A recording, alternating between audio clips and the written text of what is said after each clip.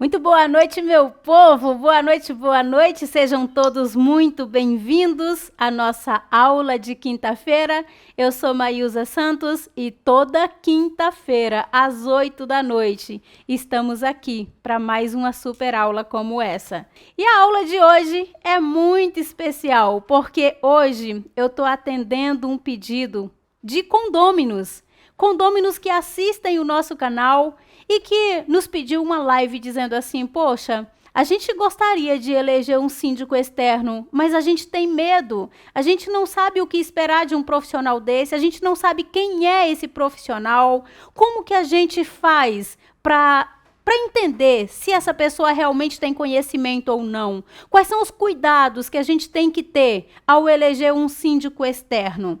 Essa pessoa vai acessar nossa conta sozinho? Ou é necessário que a gente coloque um dos nossos para fazer parte? Então, são muitas perguntas que condôminos têm e que muitas vezes não tem um candidato interno, não tem um morador querendo ocupar o cargo e fica com o pé atrás, porque sabe que tem o síndico profissional, né, o síndico externo, mas não entende muito sobre esse profissional e sobre os cuidados que tem que ter. Então, a live de hoje é atendendo a esse pedido. Algo muito bacana que eu vou ter o prazer de dividir a telinha aqui com o Sr. Laerte e daqui a pouquinho eu vou chamá-lo, tá certo? Sejam todos muito bem-vindos. E eu já vou começar a aula, porque é coisa pra dedéu. Eu espero que você já esteja aí, ó, com a sua aguinha, com seu caderno, com a sua caneta, porque hoje tem muito conteúdo. Você vai sair daqui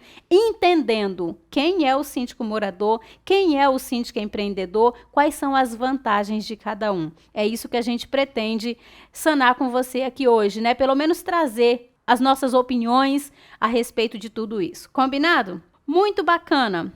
Vamos lá, então. Quem é o síndico empreendedor? Como é o trabalho de um síndico empreendedor? E como contratá-lo, tá? Eu quero começar já dividindo com você o que diz a legislação. O que diz a legislação sobre o cargo de síndico? Anteriormente, existia a Lei 4.591 de 64. Lá no artigo 22, dizia o seguinte: será eleito, na forma prevista pela Convenção, um síndico do condomínio cujo mandato não poderá exceder 2 anos, permitida a reeleição. Tudo bem aí, meu diretor? Tá conseguindo mostrar aqui? Vamos só repetir aqui? Lei 4.591 de 64, artigo 22. Será eleito, na forma prevista pela Convenção, um síndico do condomínio cujo mandato não poderá exceder 2 anos, permitida a reeleição. Veja que está grifado na forma prevista pela Convenção. Por quê? Porque essa era a única lei que existia e ela amarrava o cargo de síndico lá na Convenção. O síndico deveria ser eleito na forma prevista pela Convenção. Só que, na maioria das convenções, que até hoje é praticamente um copia e cola, na maioria das convenções vinha dizendo que o síndico deveria ser um morador, deveria ser um condômino e na maioria das vezes ainda diz, né, ainda dizia que o síndico deveria ser voluntário, né, o cargo de síndico deveria ser ocupado por um condômino e o cargo era voluntário. Então, tinha que se respeitar o que estava lá na convenção. Por quê? Porque a lei que estava acima da convenção dizia que a convenção tinha o poder para fazer isso. Ok, isso era em 64, tá? Isso reinou até 2002. Em 2002, apareceu o Código Civil com atualização e 27 capítulos voltados para condomínio. Um deles é o artigo 1347, que mudou esse artigo da Lei de 64. E aqui passou a dizer assim: a Assembleia escolherá um síndico que poderá não ser condômino, para administrar o condomínio por prazo não superior a 2 anos, o qual poderá renovar-se. Podem perceber que a mudança ali, ó, é praticamente essa. Tirou a autoridade da convenção, tá? Antes dizia, na forma prevista pela convenção. O Código Civil alterou, dizendo: a Assembleia escolherá um síndico que poderá não ser condômino. Foi a partir daí que começou a ter o síndico externo, que muita gente chama de síndico profissional e nós aqui chamamos de síndico empreendedor, porque para mim é o que mais representa o síndico empreendedor. Quem é o empreendedor? É aquela pessoa que trabalha com a visão de dono, né? Então, esse é o síndico empreendedor.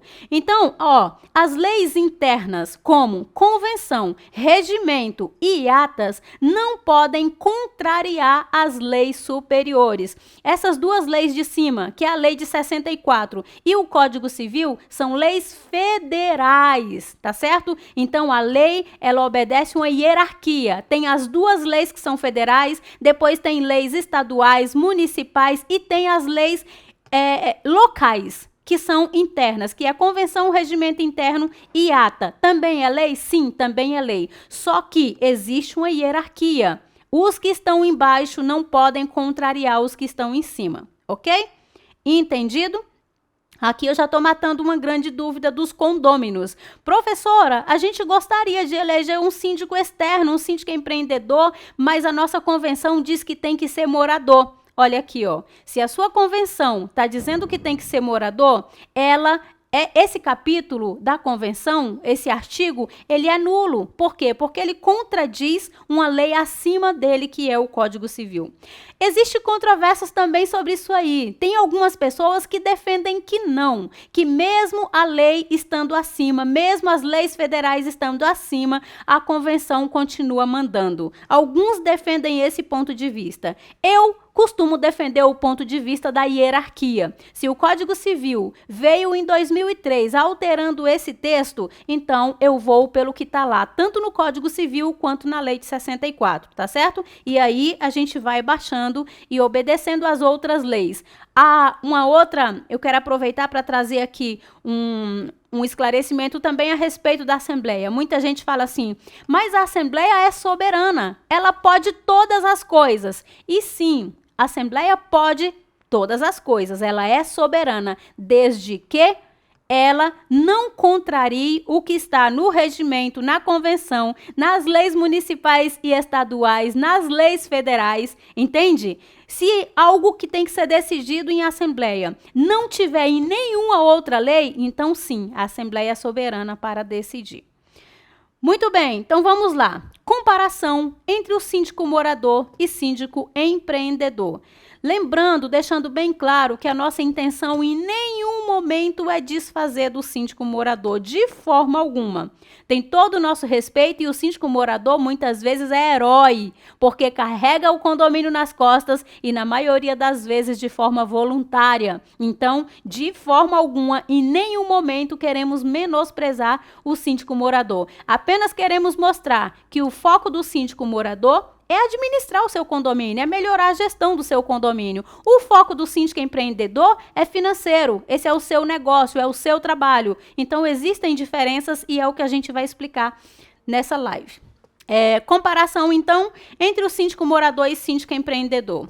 Forma de contratação. Professora, o síndico morador, ele é eleito em assembleia. E o síndico externo, como que ele é contratado? É do mesmo jeito, tá, gente? O síndico interno ou externo, ele só tem uma forma de entrar no condomínio. No caso, é por meio da eleição. Tá? Ele tem que ser eleito em assembleia. Existem alguns casos onde o síndico é contratado? Sim, existem. Tem alguns condomínios de médio e grande porte, aqueles condomínios muito grandes que querem ter o síndico em tempo integral no condomínio, eles contratam com carteira assinada, CLT, mas é uma minoria. A grande maioria das vezes, o cargo de síndico, tanto interno quanto externo, ele é eleito em assembleia.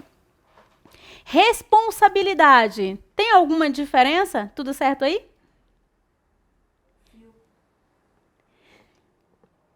O fio tá aqui. Vamos lá, continuando.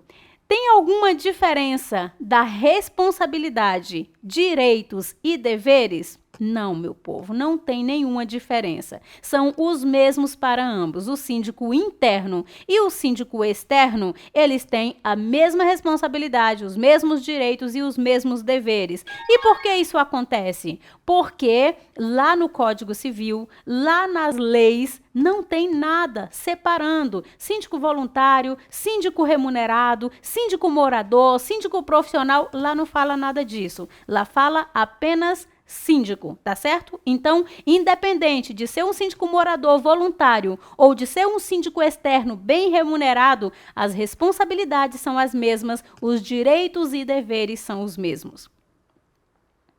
Exigências, cobranças, tem diferença? Não, gente, não tem diferença. Quem ocupa o cargo de síndico ocupa um cargo de grande importância dentro do condomínio e tem as suas exigências, tem as suas cobranças. São as mesmas, visto que o que importa para o condomínio é o resultado, tá? É o resultado. Não importa se o síndico é voluntário ou se o síndico é bem remunerado. O que os moradores querem, no fim das contas, é sempre o resultado.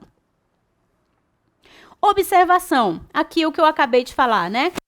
A ação federal não faz fala apenas síndico. Significa dizer que síndico voluntário, remunerado, morador, perante a lei é tudo a mesma coisa. Observação 2. Nós não costumamos enxergar o condomínio como empresa, porque não tem fins lucrativos. Mas precisamos lembrar que, assim como uma empresa sem gestão quebra, condomínio sem gestão também quebra. A gente vê muitos condomínios novos, de 2 anos, de 5 anos, com aspecto de velho, condomínio feio, mal cuidado, com o aspecto de beleza mesmo, lá embaixo, sabe? Sem vida e, às vezes, coisas para fazer, coisas simples que não foram feitas. E isso é triste. Por quê? Porque quem perde são os moradores. Compram algo valorizado e pouco tempo depois está totalmente desvalorizado. Isso depende de quem? É do síndico. Não importa quem é o síndico, mas essa responsabilidade é do síndico. Um dia desse, uma aluna minha entrou num condomínio onde tinha tantas coisas assim, que até eu fiquei boba de ver. Lá nesse condomínio, primeiro, o saldo estava devedor no banco e ninguém sabia. Ninguém sabia. O condomínio estava devedor no banco. Depois, eles estavam há mais de 3 meses com a conta vindo R$ 500 a mais na conta de água. E ninguém sabia de onde era ou onde que olhava, ninguém sabia. Há mais de 3 meses, R$ 500 a mais na conta de água, todo mês vindo a mais, e ninguém fazia nada. E aí, a síndica nova foi olhar, era boia de água, se eu não me engano, na caixa, que já tinha passado da época de manutenção, não tinham feito manutenção e estava vazando água, né? Tinha um outro problema, tinha uma funcionária que era contratada há muitos anos no condomínio, há mais de 10 anos essa funcionária era contratada para trabalhar segunda, quarta e sexta, de 8 a meio-dia. A funcionária ia uma vez na semana, e só ficava lá 1 hora e pouquinho, fazia correndo e ia embora. E nos mesmos dias que ela estava contratada nesse condomínio, ela também estava contratada em outro condomínio, prestando serviço no outro condomínio nos mesmos dias e horário. Ou seja, mais de 10 anos o condomínio pagando para uma funcionária para trabalhar 3 vezes na semana, de 8 ao meio-dia, sendo que ela só estava indo uma única vez, trabalhando 2 horas ali e saindo e ganhando tudo por conta do condomínio. Então, é muito dinheiro jogado no ralo, gente. Por que que isso acontece? Por falta de conhecimento, por falta de acompanhamento, por falta de supervisão, por falta de gestão, entende? Por isso essa frase aqui, ó, empresas sem gestão, elas quebram. E condomínio também sem gestão, eles quebram, eles vão para o buraco, porque o dinheiro, ele escorre pelo ralo quando não tem uma gestão, quando não tem uma pessoa que entenda sobre esse trabalho. Quem é o síndico empreendedor? É uma pessoa ou empresa especializada em administrar condomínios que trabalha com a visão de dono, sempre buscando o melhor custo-benefício para o condomínio. O síndico morador, normalmente, não enxerga esse cargo como um trabalho. Já o síndico empreendedor, ele exerce essa atividade como profissão. Esse é o seu negócio. E em termos de resultado, esse detalhe faz muita diferença. Por quê? Porque normalmente o síndico morador não é remunerado e quando é um valor muito baixo. Então, ele não tem muito o costume de buscar conhecimento. O síndico empreendedor, ele tem obrigação de buscar conhecimento. Por quê? Porque ele é medido pelo resultado. Ele é reeleito e indicado para outros condomínios dependendo do resultado que ele traz, porque a gente só indica o que presta, ninguém indica o que não presta. Então, para ele conseguir outros condomínios, ele precisa da boa indicação desse daqui. E para ele ter boa indicação, ele tem que fazer um bom trabalho. Então, simplesmente o fato de um olhar como trabalho e o outro não, faz uma grande diferença em termos de resultado. Como essa atividade ainda não é regulamentada, né? E eu nem acredito que precise, por quê? Porque as leis são bem claras com relação a isso. Ela pode ser executada, o cargo de síndico pode ser executado por qualquer pessoa. Qualquer pessoa diz que é profissional, qualquer pessoa apresenta um certificado de 8 horas, de 10 horas, de 15 horas e diz que é um síndico profissional. E aí é que a gente deve filtrar o joio do trigo, né? É nessa hora que a gente precisa analisar, tomar os cuidados necessários para a gente poder fazer esse filtro. E são esses cuidados que a gente quer compartilhar com vocês nessa aula de hoje. Entra uma outra comparação. Quanto custa contratar um síndico empreendedor? É algo que as pessoas falam muito. Mas, professora, a gente não consegue contratar um síndico profissional, um síndico externo, porque eles são caros. A gente não tem condição de pagar um síndico externo. Será, meu povo? Tem muita coisa que o condômino, o morador, ele não olha. E eu quero mostrar isso para vocês. E para isso, eu quero chamar um convidado aqui, que é um aluno meu, um aluno muito aplicado. Mas além de aluno, ele é síndico em 2 condomínios há muito tempo. Ele é auditor e ele também é contador, ele é contabilista, né? Então, ele tem muito conhecimento dessa parte de impostos. E eu quero mostrar para você uma continha básica que quase ninguém faz, mas que dá uma diferença absurda quando a gente olha para ele. Então, senhor Laerte, seja muito bem-vindo aqui ao canal Super Síndico mais uma vez. Boa noite, pessoal. Agradeço o convite. Estou aqui para acrescentar o que todos nós precisamos ter antenado, né? E um detalhe, além de contabilista, auditor também, né? Também o título de auditor. Gente, como a mestra Maísa falou agora há pouco, eu quero frisar esse ponto que é muito importante. Sem gestão, o condomínio quebra. Principalmente sem gestão financeira. A gestão financeira, ela é um dos pontos mais chaves dentro de um condomínio. Ela tem que ser voltada para o foco das receitas e das despesas. Então é sobre isso que a gente vai falar um pouquinho. O primeiro item é o planejamento financeiro. O planejamento financeiro é o seguinte, trata-se de um orçamento condominial, trata-se de definir, conhecer com antecedência tudo o que o síndico vai usar, tudo aquilo que ele vai precisar gastar. Através dele conhecimento de todas as despesas, ele vai traçar estratégias, vai buscar reduções de custos e vai suprir a conta corrente bancária, com os recursos, então, para honrá-la. Esse planejamento financeiro, quando o condomínio é novo, 0 quilômetro, é o primeiro, ele tem que prever todas as despesas possíveis que irão acontecer no condomínio. Quando ele é um condomínio já existente, ele tem um histórico arquivado, onde ele pega os anos anteriores e prepara um histórico do futuro. A visão do histórico passado é apenas como conhecimento, para que ele possa, então, fazer a sua estratégia daqui para frente, né? Então, é fundamental que ele saiba para onde está indo, para que ele possa, então, buscar recursos financeiros e economia para o condomínio. Após esse planejamento financeiro aprovado, ele apresenta esse planejamento para uma Assembleia Geral Ordinária, que nós chamamos de AGO, com base nas informações que são feitas, os rateios por fração ideal, gerando, então, os boletos mensais que todos nós recebemos, tá? Contendo todas as despesas previstas no condomínio. O próximo documento importante é o relatório mensal, aquele que nós recebemos mensalmente do condomínio. Uma das pessoas, das administradoras, chama esse documento de demonstrativo mensal. Outros chamam-se de balancete mensal.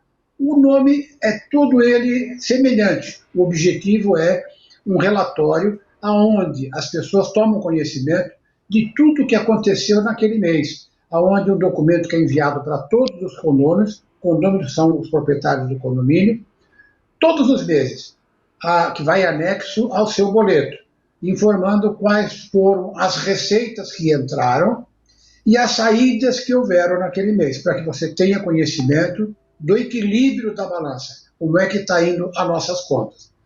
A nossa perspectiva é que sempre tenha mais sobra do que falta. Ué, por que isso? Veja, lá no planejamento financeiro, que foi o primeiro documento que nós vimos, lá entra despesas mensais, entra despesas trimestrais, entra despesas semestrais, entra despesas anuais. E eu preciso arrecadar dinheiro para todas elas. Então, por exemplo, o 13º do funcionário é só uma vez por ano que eu pago. Então, essa despesa, eu divido ela por 12 e todo mês eu coloco no boleto 1/12 para receber o dinheiro das férias do funcionário. Quando chegar no final do ano, eu tenho dinheiro para pagar o 13º. Da mesma forma, as férias. 1/12 de férias. Recarga de extintor. Uma vez por ano. Muito bem. Então, também vou fazer 1/12 em cada boleto. Por exemplo, lavagem de caixa d'água, caixa de gordura, caixa de drenagem, detetização. De acordo com o meu município, fala que é obrigatório fazer isso a cada 6 meses. Perfeito. Então, eu tenho que fazer 1/6 para cada boleto, de forma que eu tenho sempre dinheiro quando eu vou precisar fazer essa despesa. Portanto, tem que ter mais receita do que despesas sempre. Quando acontece ao contrário, alguma coisa de errado está acontecendo. Então, através desse relatório, a gente consegue acompanhar o que está acontecendo ainda antes da coisa piorar, né? Aí vem o terceiro principal documento, que é o demonstrativo financeiro anual, o que resume tudo o que aconteceu no período anual, né? É nesse momento que vamos verificar se aquele planejamento financeiro que foi feito no começo foi feito de forma correta, ou se alguma coisa não estava prevista, eu tenho que considerar para o próximo período. Então, esse demonstrativo, essa prestação de contas, que tem muita gente que chama de prestação de contas, ela pode ser feita também semestral, ela pode ser feita também trimestral, depende da política em que adotou o gestor que tomou a posse, né? Então, é um documento mais completo, é onde que ele vai reunir todas as informações que aconteceram durante o período, né, e vai submeter tudo isso à aprovação numa Assembleia Geral Ordinária. Eu estou prestando contas de tudo que eu fiz. É nesse momento em que os condôminos vão aprovar ou não aprovar as minhas contas. Vão achar que eu fiz um bom trabalho ou que eu não fiz um bom trabalho, tá? Então, aí, os condôminos anualmente, nesse momento, também fazem a definição de um planejamento financeiro para o próximo período. Eu também, pode ser que tenha eleição também para a escolha de um outro sítio.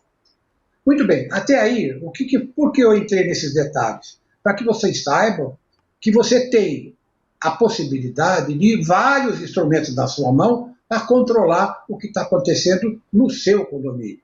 Você tem o planejamento financeiro, você tem o relatório mensal, que é o demonstrativo mensal, o balancete, e você tem a prestação de contas no final do ano, tá? Com base nisso, você tem como policiar se está a tua perspectiva ou não.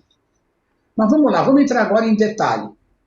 No grupo de receitas, considera-se como paga a cota condominial do síndico.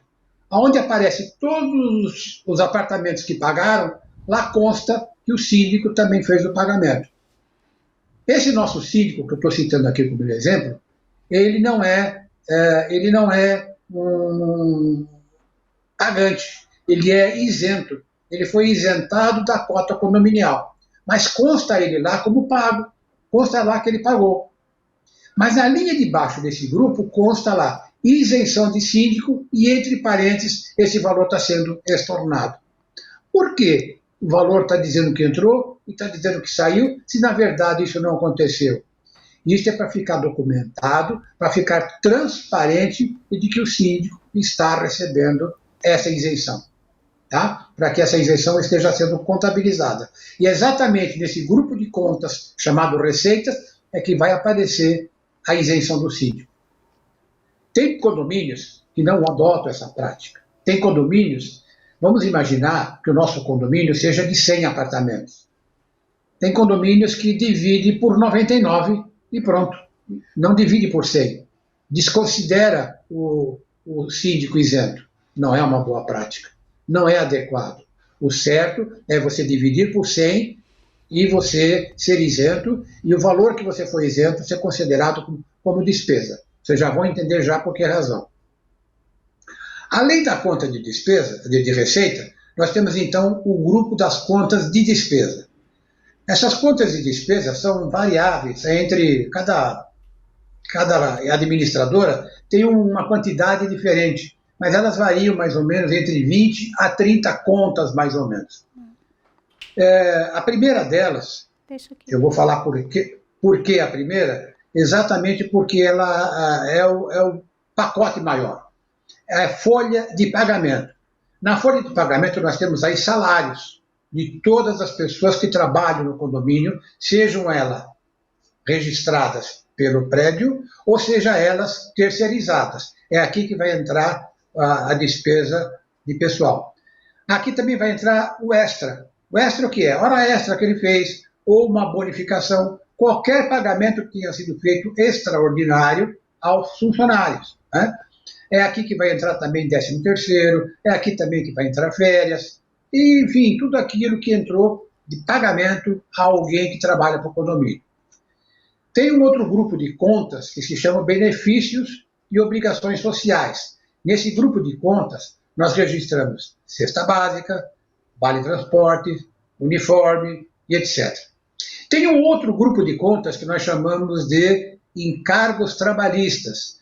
Nela, nós consideramos o INSS, o Fundo de Garantia, o PIS, o sindicato e entre outras que sejam semelhantes a encargo trabalhista. Eu só queria chamar a atenção que nesses 3 grupos de contas representa mais ou menos 50% de toda a despesa do condomínio.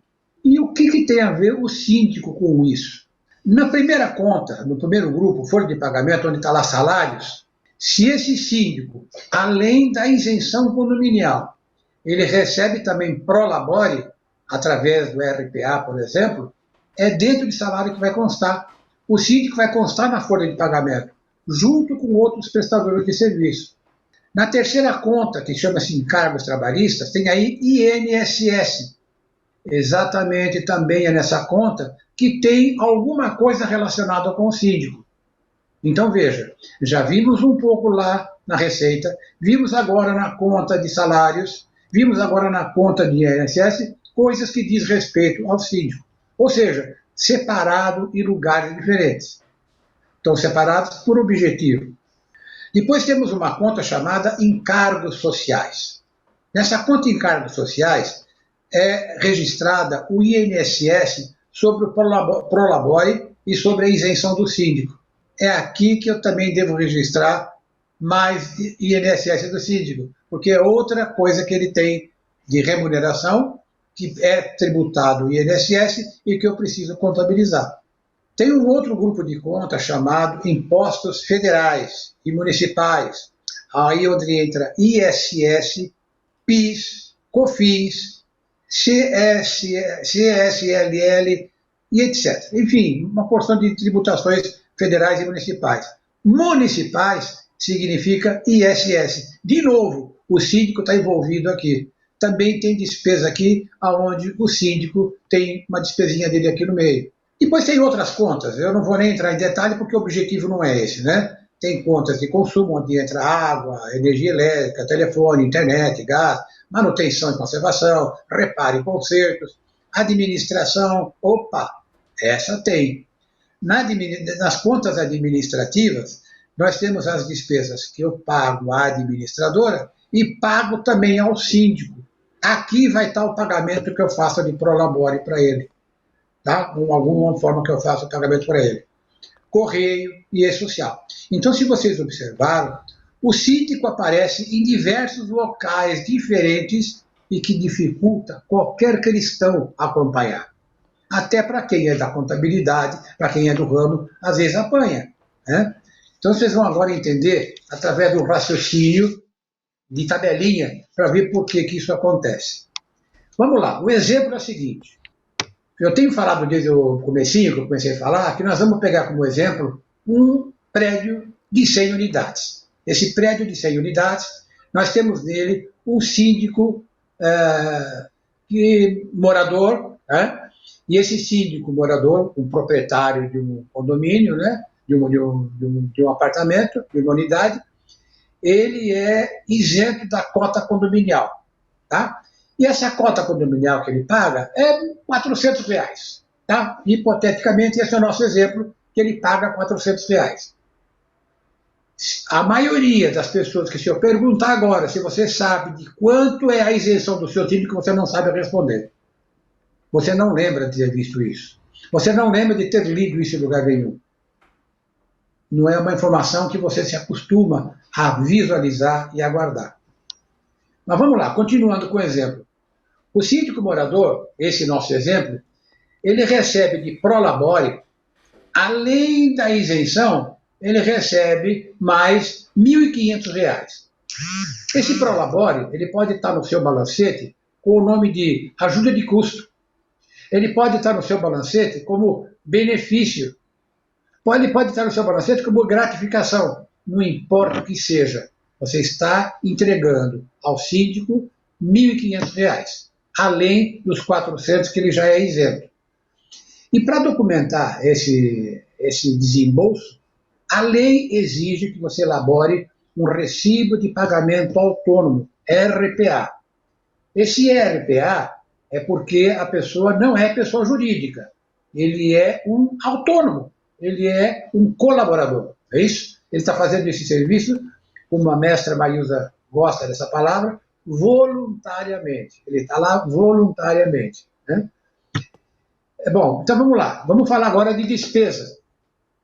O INSS, que acontece para esses casos, é 11% que deve ser descontado do favorecido. Ou seja, o síndico, ao receber esses 1.500, tem que descontar dele 11% e recolher ao INSS. E de responsabilidade do tomador, que é o condomínio, porque nós estamos tomando esse serviço do síndico, nós temos que recolher ao INSS mais 20%. Então, só de INSS, nós recolhemos 31%.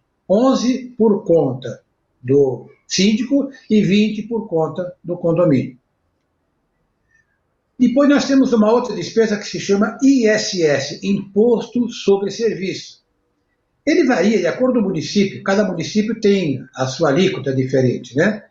Então, eu vou considerar como 4%. Para poder arredondar minhas contas, eu considerei ele como 4%. E também é de responsabilidade do síndico. Quando ele vai emitido o RPA, eu tenho que descontar dele também esse percentual de 4%.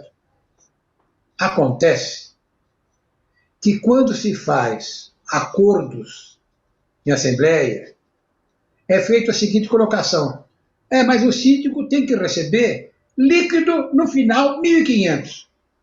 Bom, se o síndico vai receber líquido 1.500, eu tenho que pagar para ele mais para que ele receba o líquido de 1.500. Então, o que acontece? Esse valor bruto para que seja descontado, para que o final líquido vire 1.500, eu tenho que fazer de 1.764,71. Portanto, eu já aumentei o valor que estou pagando. Já não é mais 1.500, é 1.764. Que, com certeza, a partir do momento em que eu calculo em cima de um valor maior, está aumentando também a despesa de INSS e ISS. Nesse caso, como exemplo, mais R$ 92,65. Se você pegar esse valor e multiplicar ele por um ano, você veja o quanto que o condomínio está gastando de bobeira. Né? Mas isso é uma decisão que o condomínio tomou de absorver isso como despesa. Mas vamos lá, vamos ver uma tabelinha então. Valor pago para o síndico, R$ 1.500. Ele foi isento em R$ 400. Então esse é o primeiro momento. Vamos então calcular o INSS. O primeiro INSS que nós calculamos é aquele que eu vou descontar do síndico, né? Que eu teria que descontar. Mas, na verdade, não desconto. Então, eu pego aquele valor de R$ 1.764,71, calculo sobre esse valor 11% e dá esses R$ 194,12. Tá? Os mesmos 11% sobre os R$ 400 é esse número 44. Depois eu tenho um segundo INSS. Esse segundo INSS é o por conta do tomador, por conta do empregador, que é o condomínio. Esse é 20%. Esses 20% têm o mesmo princípio de base. Ele vai tomar como cálculo 1.764,71. E, consequentemente, os 20% sobre os R$ 400 vai dar esse R$ 80. Por último, nós temos o valor do ISS. O ISS, ele é, no nosso caso aqui, de 4%, que é calculado sobre o mesmo 1.764,71. E os 4% calculados sobre os 400 é R$ 16. Se você for pagar líquido para o síndico, você vai pegar 1.764,71, vai tirar os 194,12, vai tirar os 70,59, você vai chegar nos 1.500 que ele vai receber. Ok? Mas vamos lá, não é assim que nós estamos calculando as despesas do condomínio. A despesa do condomínio ficou agora em R$ 2.117,65, porque ele recebe de prolabore R$ 1.500. E no caso da isenção, porque ele é isento em R$ 400, custa ao condomínio mais R$ 540.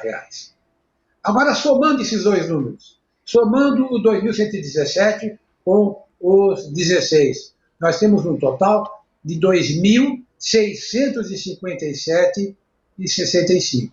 2.657,55. Ou seja, os 1.900 que eu pago, eu tenho que de custo, na verdade, 2.657. Isto é efeito cascata. Efeito cascata. Gente, vamos imaginar agora que eu vou contratar um síndico externo. Eu vou contratar alguém de fora. Se esse condomínio está pagando hoje para o síndico morador R$ 1.500, se eu pagar para o síndico externo, o síndico profissional, R$ 2.000, é razoável. Eu posso pagar até R$ 2.500. Se eu pagar R$ 2.500 para esse síndico profissional, além da qualidade profissional que eu vou injetar no condomínio, eu ainda estou economizando R$ 157,57. R$ 157,65 multiplicado por 12 dá R$ 1.890 no final do ano. Tá? Então, são as coisas que acontecem dentro de um condomínio com relação aos custos. E que não é todo mundo que enxerga. Não é fácil, não. Não é não, meu povo. Vocês têm noção do que... Pode parar de espelhar a tela, Pietro, por favor. Olha só a continha básica que a maioria das pessoas não costuma fazer, né? Não costuma fazer essa continha básica e olha o preço final, né? Olha o valor inicial e olha o preço final. É de cair o queixo, né, gente? É de cair o queixo. Mas agora a aula ainda não acabou. Eu quero responder, junto com o senhor Laerte aqui, eu quero responder uma série de perguntas que uma condômina mandou para a gente. Ela falou, Maílza, nós temos essas perguntas aqui no condomínio e a gente tem dúvidas. Então, ela mandou para mim e eu quero aproveitar aqui com o senhor Laerte para a gente responder essas perguntas. Combinado, senhor Laerte?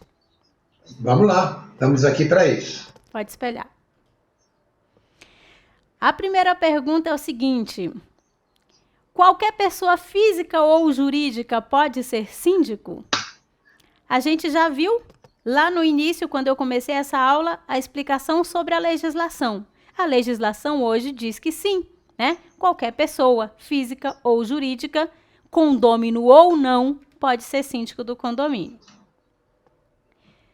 Segunda pergunta: como o síndico profissional consegue administrar vários condomínios? Senhor Laerte, o senhor tem 2 condomínios, né? Perfeitamente. Fala um pouquinho aí.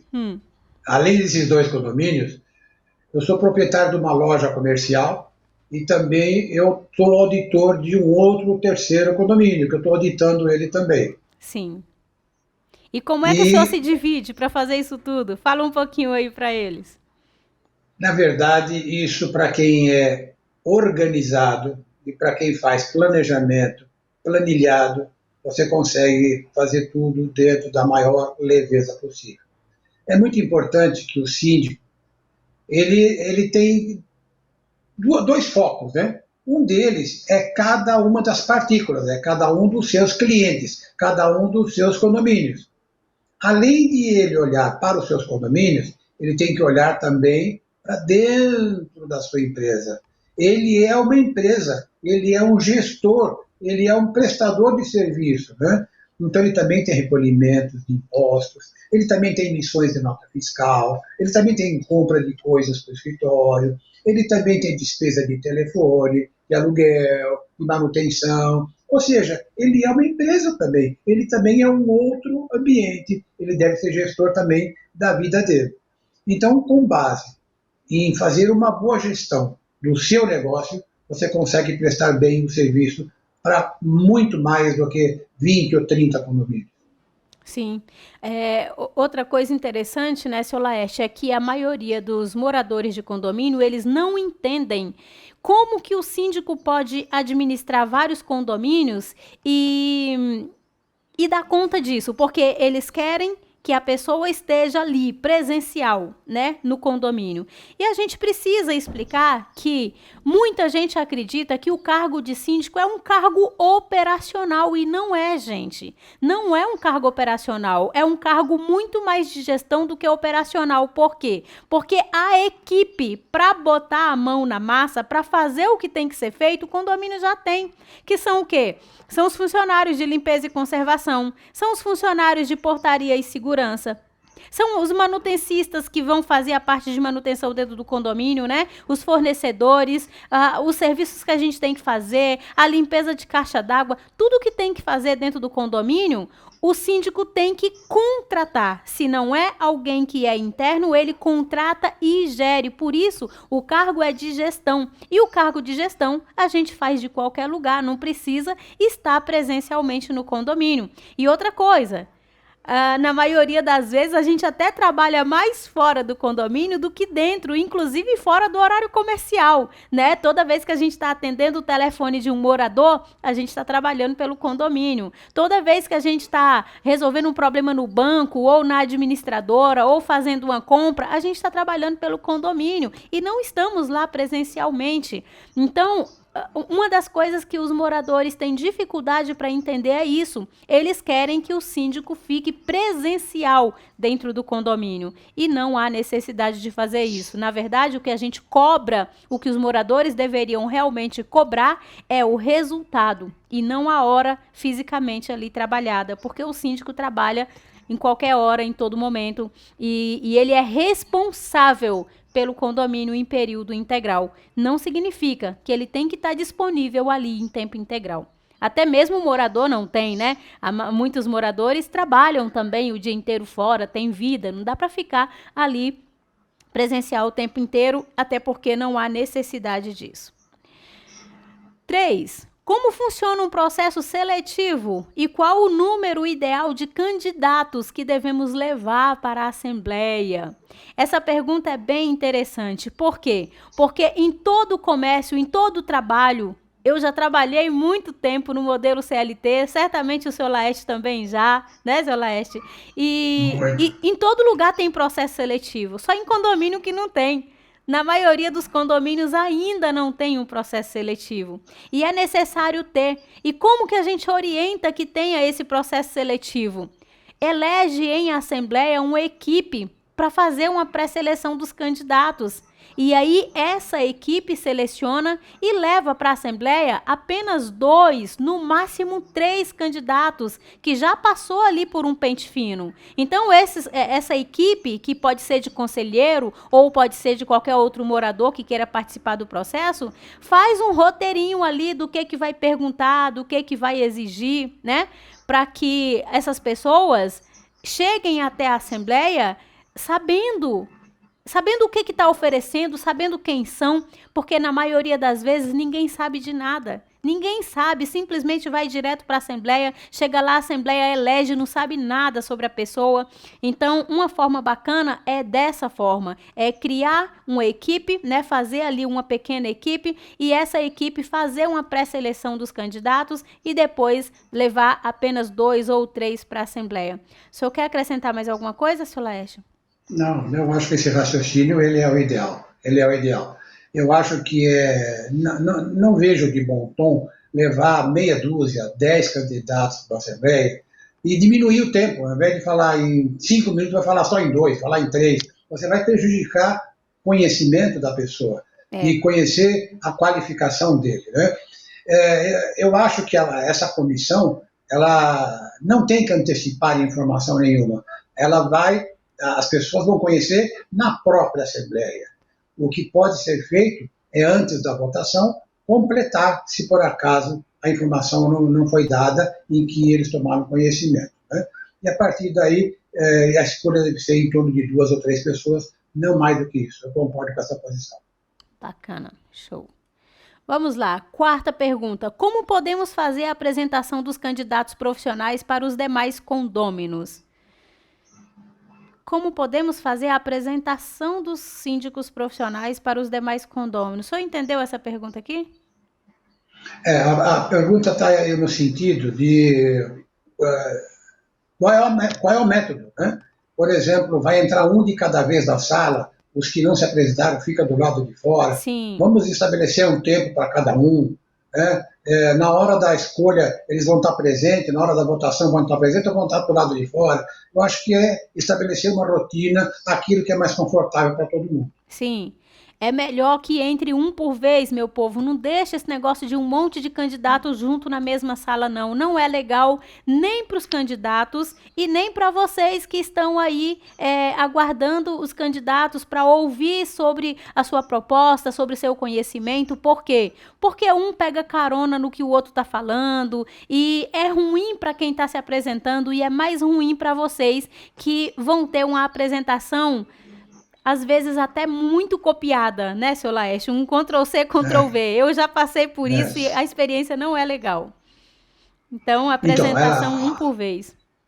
Essa questão, ela ainda coloca assim, agora vamos chamar o candidato Pedro da Silva, né?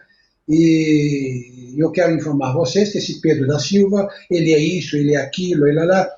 Eu acho que esse tipo de apresentação não é você que tem que fazer, não é o selecionador, não é a comissão que tem que colocar, é ele mesmo que tem que se apresentar. Uhum. Ele se apresenta, depois, mais tarde, a gente pode vir a colocar algum complemento se nós sentirmos alguma deficiência nessa observação. Né? Mas, na verdade, ele é que tem que mostrar o que ele é capaz de se apresentar. Uhum. Exato. Olha, a questão aqui número 5. O presidente de mesa pode, após a apresentação dos candidatos, fazer alguma observação do candidato com o melhor perfil escolhido pelo grupo de moradores que faz as entrevistas? Se não, quem poderia? Nesse momento, nenhum candidato estará na sala. Eu não vejo nenhum problema de fazer esse comentário, não. Não vejo nenhum problema, né?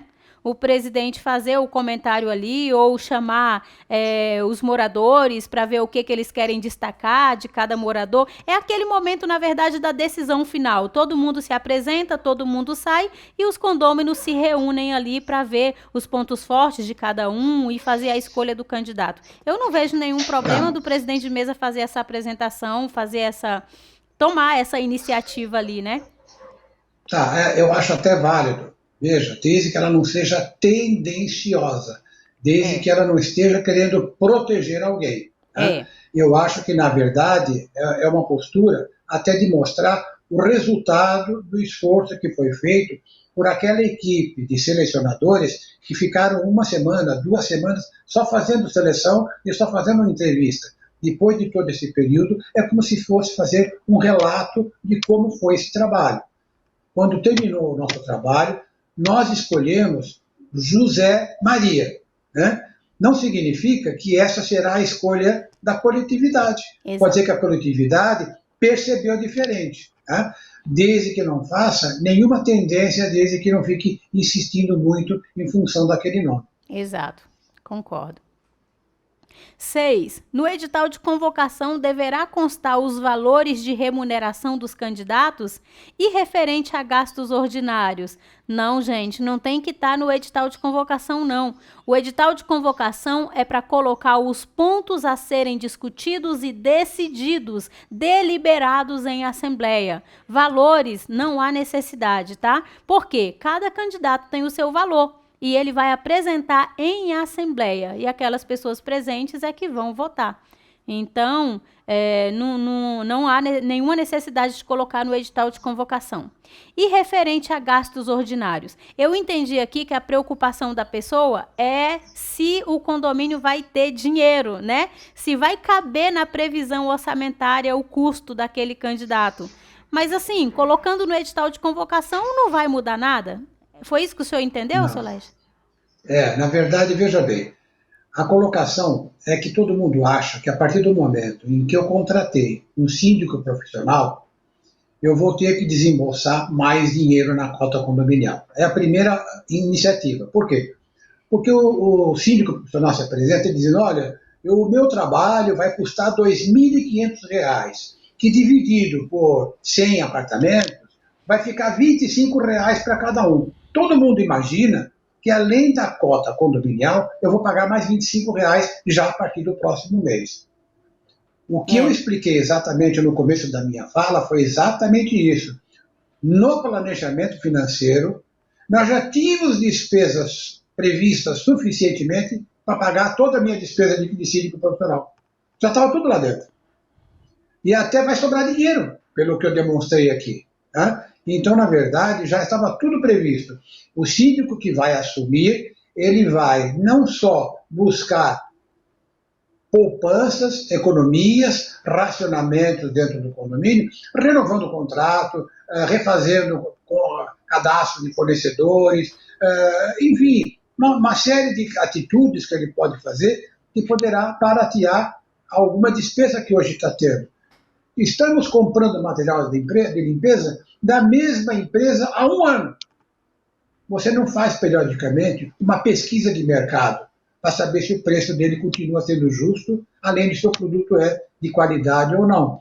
Então são coisas que precisam ser corrigidas ao percurso. E é esse primeiro momento que ele faz, analisar todo o planejamento financeiro para saber que impacto que vai trazer, talvez, esse ganho a mais do síndico. Né? E que talvez nem aconteça esse impacto. Então, não é uma preocupação com as contas ordinárias. Exato. 7. Para as procurações, é necessário que se registre em cartório? As assinaturas podem ser digitais? Gente, essa questão de registrar em cartório, a lei não cobra mais isso, né? A lei federal não cobra que as procurações sejam registradas em cartório. Quem vai definir isso vai ser a sua convenção. Você vai ter que olhar em convenção. Se lá estiver dizendo que deve ser registrada em cartório, então deve ser registrada em cartório, tá? Você tem que olhar a convenção para ver essa resposta. As assinaturas podem ser digitais? Eu acredito que se lá na convenção não estiver falando nada ao contrário, Pode, mas quando lá na convenção está dizendo para registrar, é o registro físico mesmo ali, ó, na procuração para apresentar em assembleia, né, seu Laércio? Isso. A procuração ela é um pouco complexa. Ainda não está muito claro eu poder receber procuração virtual. É muito complexo isso ainda. Ainda não está regulamentada esse tipo de postura. Uhum. Oitavo, como podemos ter certeza que não existem procurações falsas? Aí é complicado. Principalmente se não está registrado em cartório, não tem como saber, né? Vai ter que estar registrado. No meu caso, eu desconfiei de uma procuração falsa, que foi feita a procuração numa folha de caderno escrito à mão. Né? E eu simplesmente não aceitei essa procuração. Não aceitei, não aceito porque essa pessoa não é a proprietária. Quem assinou aí essa procuração, ela é mãe da proprietária, ela não é a proprietária. Mas como é que o senhor sabe disso? Porque eu conheço a pessoa. Pronto. Mas realmente fizeram uma tentativa de me enfiar uma procuração na garganta e não consegui engolir. Tá vendo? Pode acontecer, mas isso nós estamos falando dela fisicamente. Por isso que o virtual ainda é um perigo. É isso aí. E por isso que o registro em cartório ainda é muito importante, porque aí não tem como falsificar, né?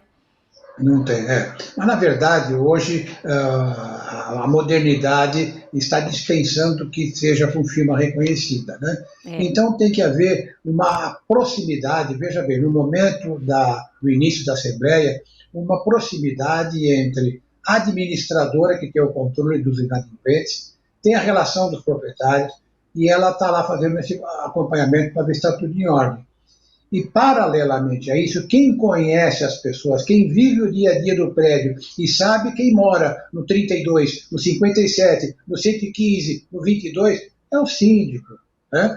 Então, se por acaso o presidente de mesa for uma pessoa tão bem informada como o síndico, vai ajudar nessa conferência. Então, o presidente de mesa, o síndico e a administradora vão fazer a triagem de que as procurações estão adequadas.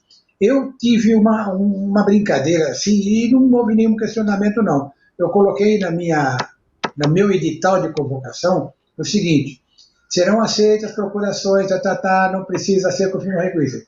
Entretanto, essas procurações serão conferidas nos próximos 30 dias. Se por um acaso alguma procuração não corresponder à realidade, o voto será cancelado. Pronto. Perfeito. Eu já assustei isso com essa frase. Sim. Quem estiver pensando em fazer alguma coisa errada vai pensar duas vezes, né? Exatamente. 9. Quantas procurações cada morador pode levar? Gente, essa questão aqui de limitação de procuração tem que estar previsto na convenção. Se lá na convenção não tiver nenhuma limitação de procurações, então não tem como limitar. Qualquer pessoa pode pegar o tanto de procuração que quiser. Uma pessoa me perguntou se é ilegal o síndico ter 19 procuração. Veja. Ilegal a não resposta né? É muito simples. Ilegal não é, porque não tem nenhuma lei que proíba de ter procuração. É, na verdade, imoral. Por quê? O síndico, ele receber procuração, provavelmente ele está beneficiando essas pessoas que estão dando procuração para ele. Então, essas procurações têm que ser para outras pessoas. Mas se eu der meia dúzia de procuração para cada conselheiro, eu vou ser eleito do mesmo jeito. Veja, mas em seu nome é imoral, na minha opinião. Não é visto com bons olhos, melhor dizendo, né? Não é visto com bons olhos, exatamente. 10. Moradores inadimplentes podem votar? Bom, a lei diz que não, né? O Código Civil diz que os condôminos inadimplentes, eles não devem nem sequer participar de assembleia, né? É verdade. Nos seus condomínios, o senhor deixa, seu Laércio? De forma nenhuma. Agora, veja bem, se ele quiser participar da Assembleia como ouvinte e dar alguma opinião, até que não tem problema. mas na hora de votar ele não vai poder. É. Aconteceu já 2 vezes. Quando a pessoa votou, eu falei, olha, infelizmente o seu voto não vai ser considerado. Mas por quê? O senhor tem mais conhecimento disso do que eu. Aí ele ficou vermelho. Doido Tentou para você votar uma falar pessoa lá. inadimplente. Doido para você falar na frente de todo mundo que ele estava inadimplente.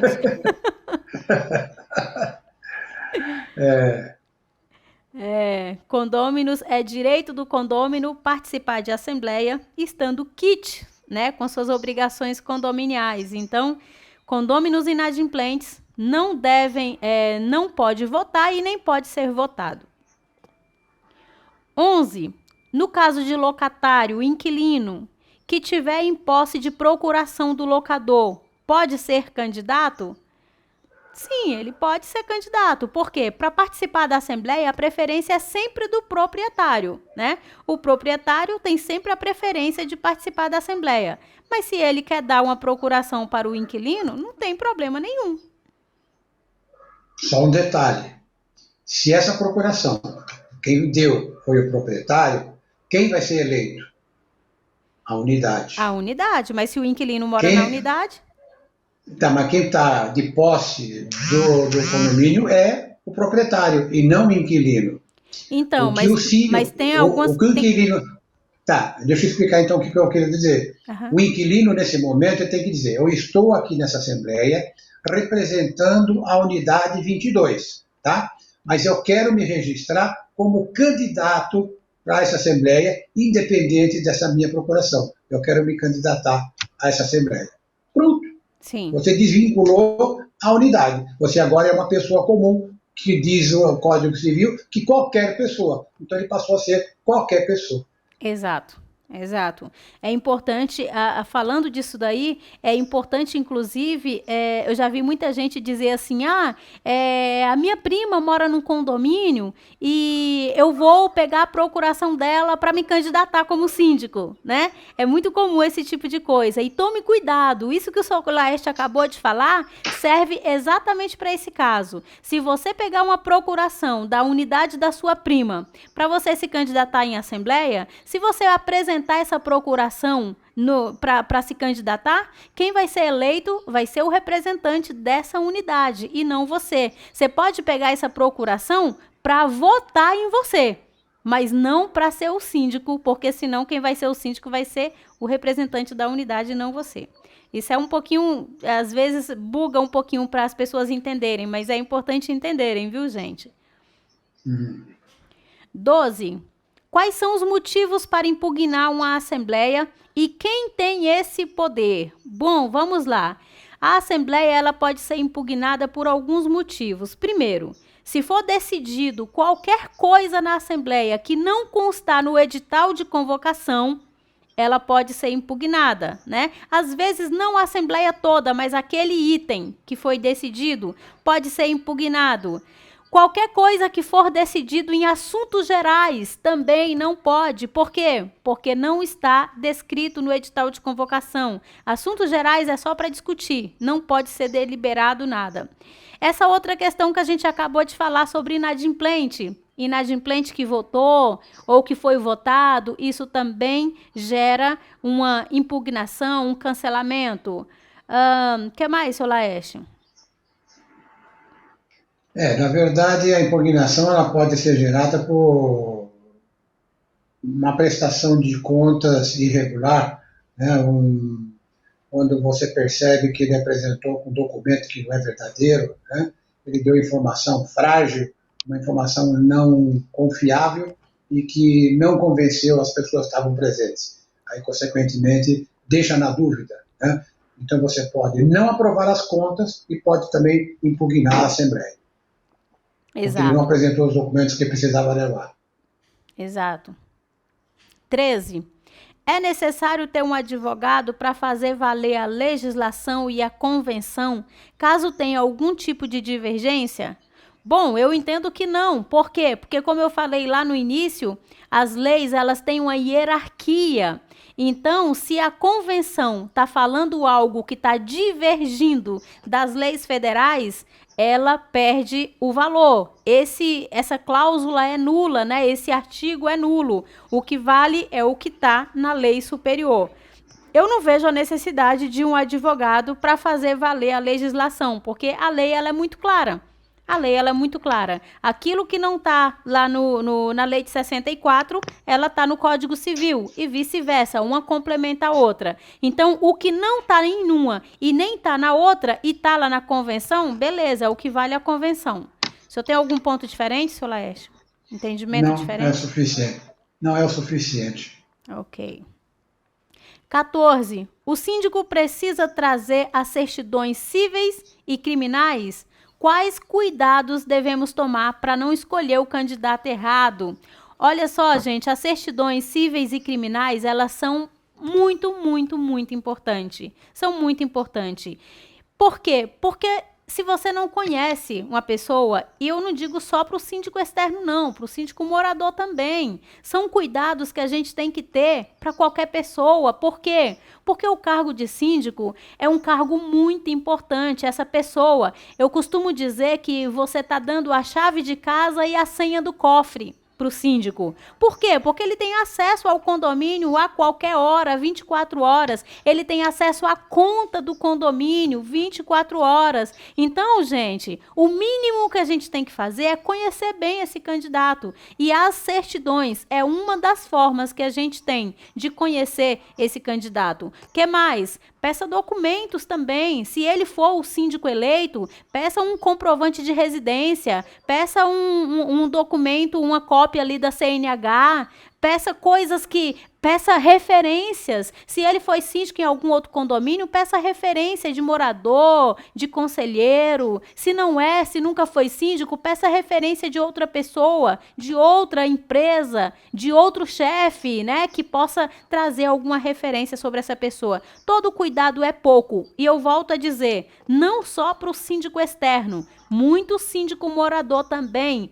Inclusive, até tem uma probabilidade maior de tomar algumas decisões precipitadas. Por quê? Porque trabalha sozinho. Ninguém investiga, ninguém olha. O conselho muitas vezes não é presente. Então, gente, os cuidados são necessários para todo mundo. Tanto externo quanto interno. É importante a gente tomar esse tipo de cuidado. E para tomar o cuidado para escolher o candidato errado, como que você vai saber se esse candidato é um candidato bem preparado? Fazendo perguntas para ele. É a única forma da gente saber se aquela pessoa está realmente preparado para assumir o cargo no seu condomínio. Para entender se aquela pessoa está qualificada, faça perguntas.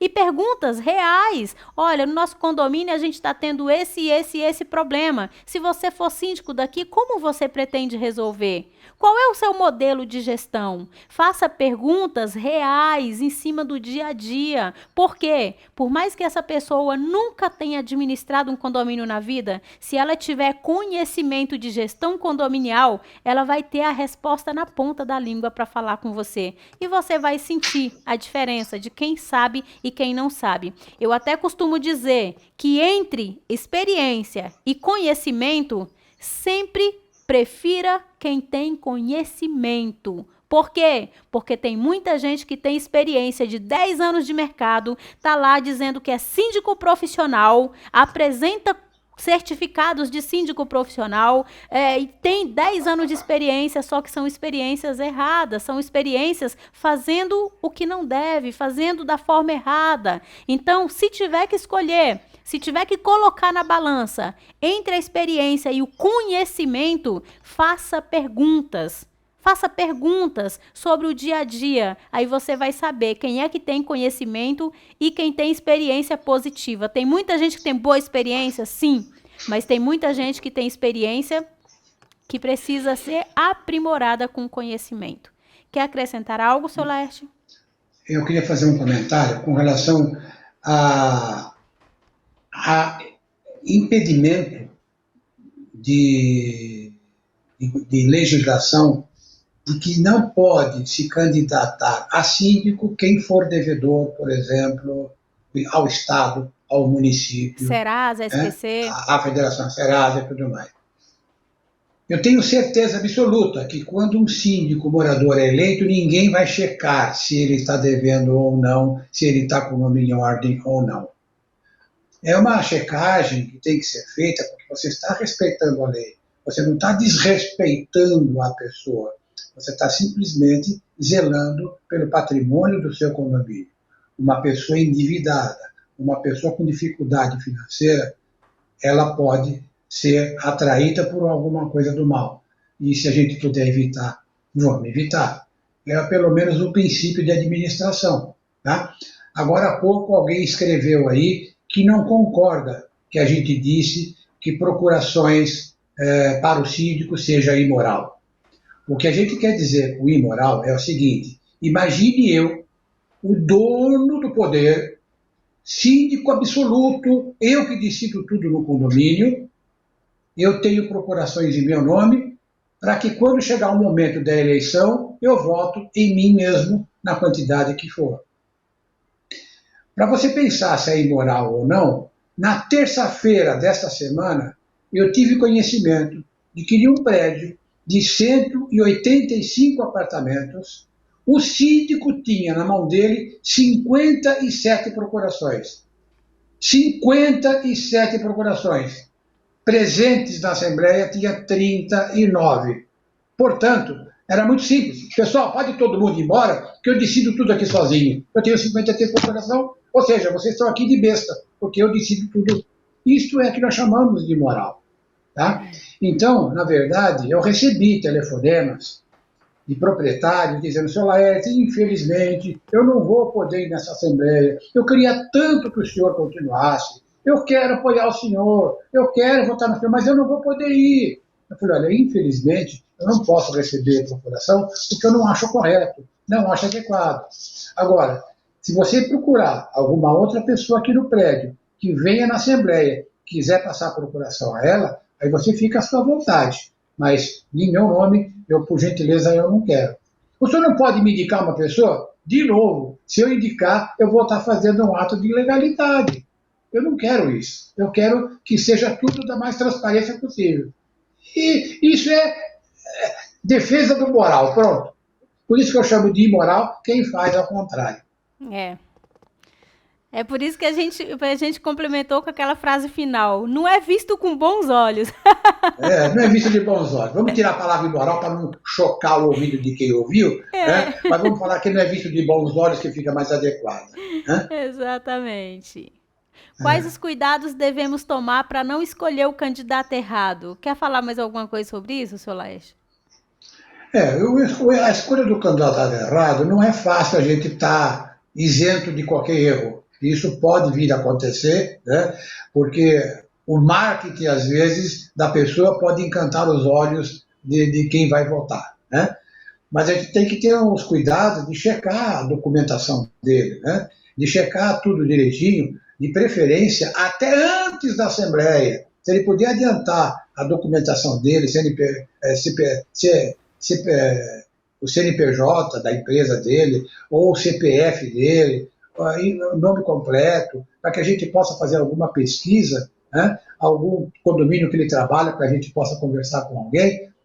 Seria interessante eu levantar alguma informação antes do dia da eleição. Né? São cuidados que nós poderíamos tomar, já que eu estou fazendo essa pré-seleção antes. Exato. 15. O síndico profissional terá acesso à conta bancária? É necessário a assinatura do subsíndico ou de algum membro do conselho?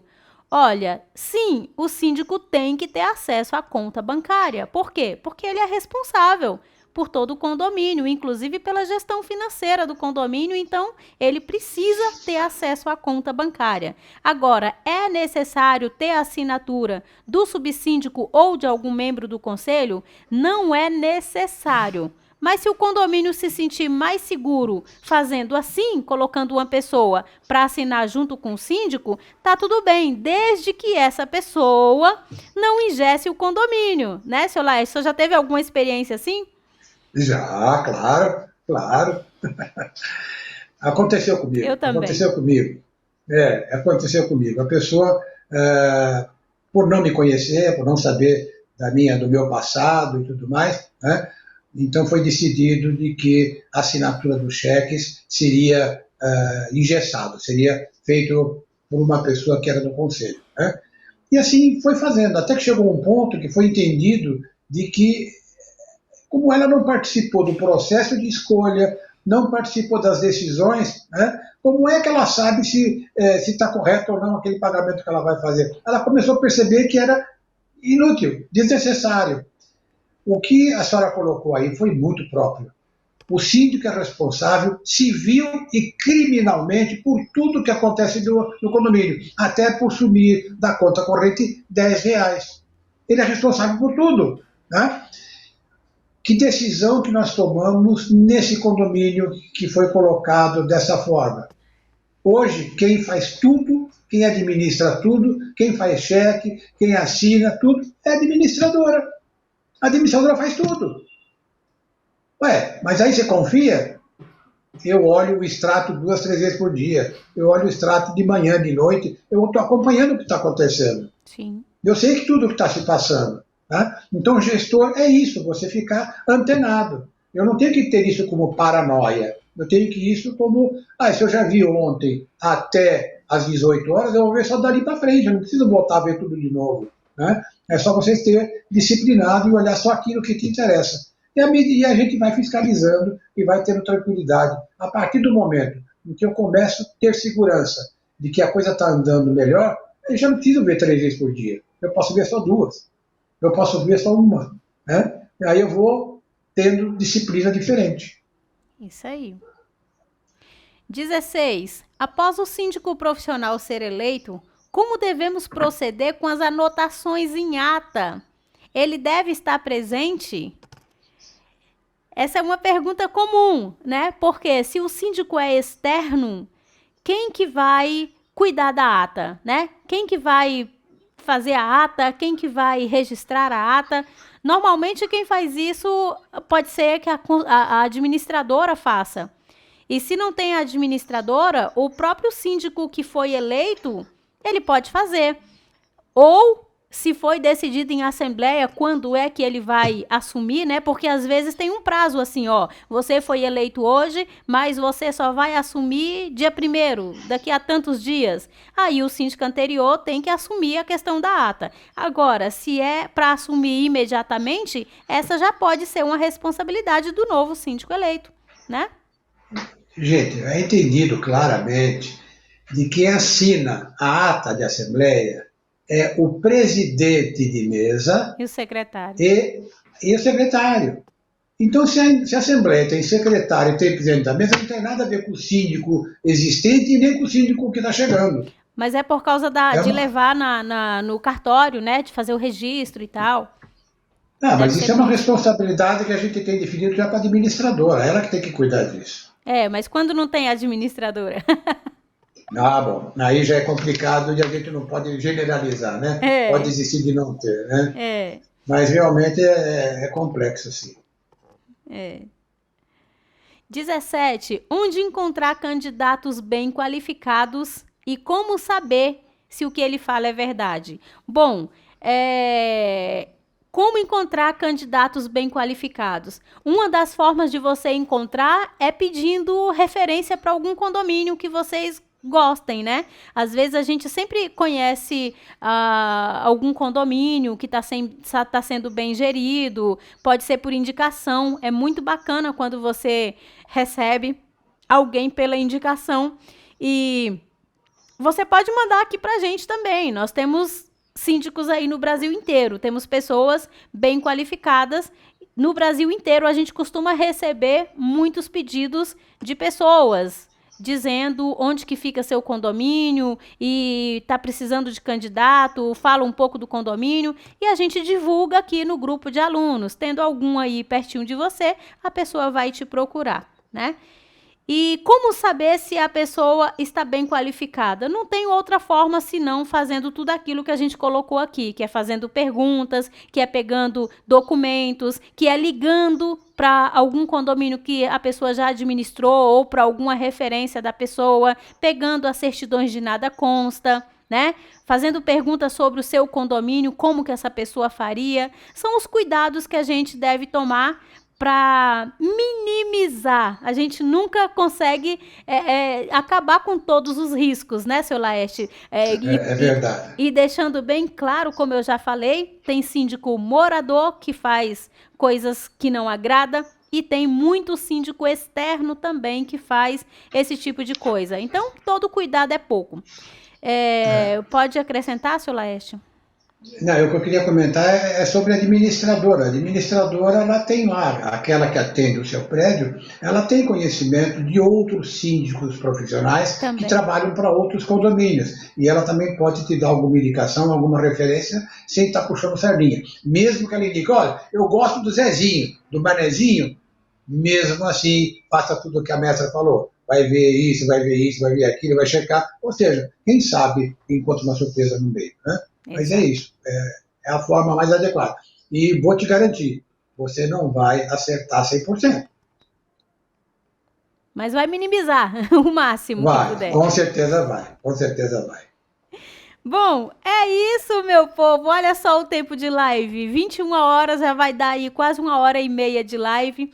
E eu busquei colocar todas essas questões porque são dúvidas do dia a dia. Tem muito condomínio que não elege um síndico externo por falta de conhecimento. Às vezes até sabe que esse síndico existe, né? Sabe que existe essa figura da pessoa profissionalmente, daquela pessoa que faz esse trabalho profissionalmente, mas não sabe como eleger, não sabe quais são os custos, não sabe quais os cuidados que tem que tomar. Então, por isso eu convidei o seu Laerte aqui para ficar mais interativo, né, esse bate-papo, para ter a opinião de duas pessoas, até porque o seu Laerte também tem uma grande experiência, não só de síndico e de gestor, mas também de auditor, que é muito importante, de contabilista, né, que é muito importante. Então, a gente buscou trazer aqui aquelas questões, aquelas dúvidas que a gente recebe no dia a dia, aqueles questionamentos mais comuns, foi o que a gente trouxe para ajudar você a tomar a melhor decisão possível. Gente, lembrando, eu quero voltar novamente para falar de um trechinho que foi o que o senhor Laerte falou. Volta depois dessa aula, vai ficar gravada, assista novamente e veja aquela questão do financeiro. Tem muita gente que fala, a gente não vai buscar um síndico externo, a gente não vai buscar um síndico empreendedor, porque é muito mais caro e o condomínio não tem condições. Será mesmo? Será que é mais caro? A gente mostrou aqui que não é bem assim.